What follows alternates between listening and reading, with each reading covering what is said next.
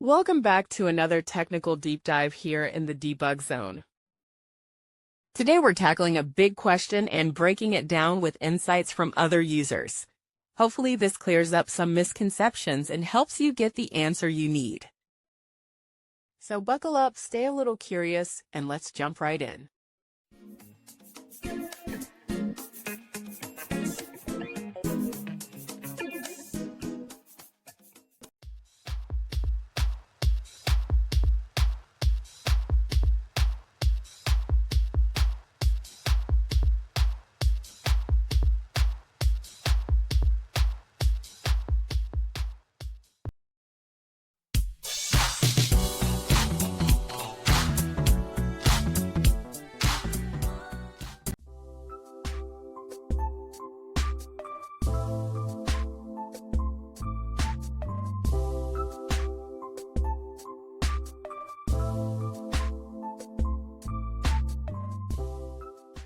And that's a wrap. I hope you found the answer you were looking for. If you did, take a second to hit that subscribe button. It really helps out.